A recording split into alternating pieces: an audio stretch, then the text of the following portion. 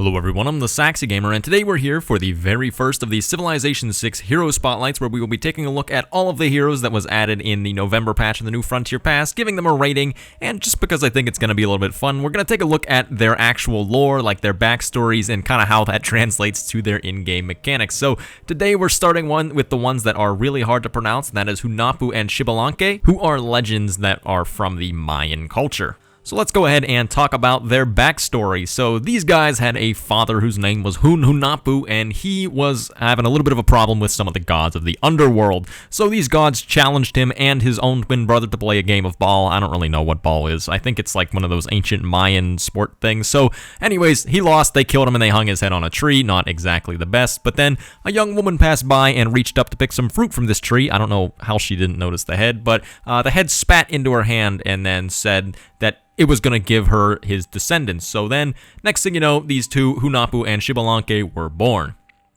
So when these two brothers first met some of the gods of the underworld, they sent them through a series of, just terrible, frightening places in the underworld. They had all these trials, like one was called the House of Gloom, one was the House of House of Knives, sorry. And anyways, they made it through all of these trials, except in one of them, Hunahpu had his head ripped off, which isn't, it was ripped off by a bat, actually, which, maybe is not COVID-friendly. But anyways, Hunahpu lost his head, and then they hung it up in a ball court and challenged the twins to play a game of ball with them.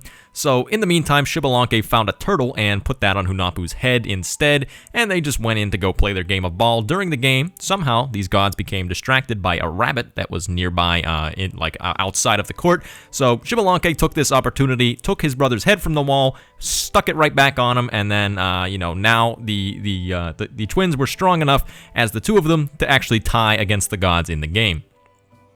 So after this, they did a series of tricks in which they appeared to die in a stone oven, but actually they were able to reincarnate themselves, which is pretty cool. So they reincarnated themselves as traveling actors, and they did all sorts of, reincarnation types of performances and things like that. So eventually these underworld gods asked the twins to perform to them, and so Xbalanque burned Hunahpu in a fire and brought him back to life, and they were like, whoa, that's pretty cool. Can you do that to us? So they said, well, they didn't say it, they were thinking it, but they said, well, you killed our father, so what we're going to do, they sacrificed the gods, except they just didn't reincarnate them, because then they had avenged their father, and apparently in some versions of this story, then they went into the heavens and became the sun and the moon. So what a roller coaster ride of just absolute fun. Honestly, I really enjoyed reading this legend, because I don't know, something about it is just hilarious to me, and it's just, I don't know, it's very entertaining. The whole thing with the underworld, all the trials, they shove a turtle on Hunahpu's head instead of his actual head, and somehow during the ball game, the gods get distracted by a rabbit, and it's just I don't know. I think it's really cool though. So how does this actually translate to what these guys do in Civ? So as far as their in-game abilities, for one, they're going to ignore movement penalty in woods and rainforests, probably just because of, their Mayan heritage. They were in the jungle. They were very, nimble, things like that. But in addition to this, any ordinary land unit killed by them will be resurrected under your control with full HP and movement. So kind of like, they're traveling actors doing reincarnation things, they reincarnate enemy units when you kill them. So you can see here that as I take this unit, comes back to me, full HP, full movement, can attack that same turn. This does work on barbarians as well. So these guys are really good for kind of generating you a stronger army than what you initially have. As far as how they play in-game, they are melee attack units, and their combat strength is going to scale with the eras. So you can see here in the Ancient Era, they're going to start out with 30 combat strength, which puts them somewhere in between a warrior and a swordsman, and then from there it's going to scale up with each of the eras. So these heroes don't quite have as much combat strength as some of the other ones, so that's something to keep in mind, is that especially if you're facing somebody that has swordsmen in the Ancient Era or something like that, then you are going to be behind them in terms of combat strength. And although they are stronger than warriors, they're not significant. It's not a huge jump over warriors like some of the other heroes in the game are. So that's going to play into how I'm going to recommend you should use these guys that I will talk about a little bit later on.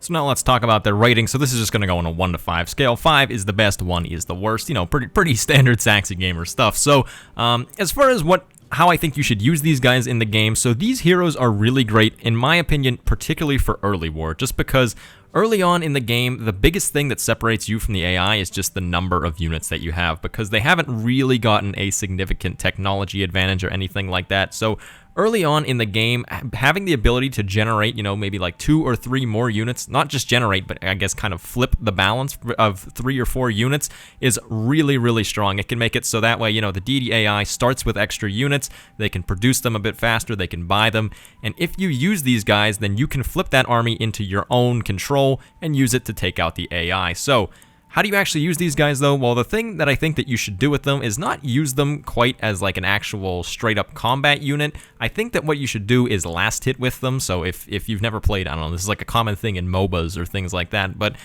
use your other units to weaken the units that you want to take, and then whenever they're low enough to the point where they can be one-shot, then use Xbalanque and Hunahpu to go and finish them off, at which point you'll get them under your control. So don't just be going around using these guys to maybe tank hits or to just straight up hit units that are at full HP, because otherwise you're going to be wasting part of their ability. Now for everybody's favorite part, their rating. So I think that these guys are going to deserve a 4. I think that they are one of the better heroes in the game, especially as I mentioned in the early stages of the game. But these guys are great for domination games because no matter what your opponents are going to be like, then these guys are going to give you the ability to make your army just a little bit stronger pretty much for free if you're able to get last hits on them.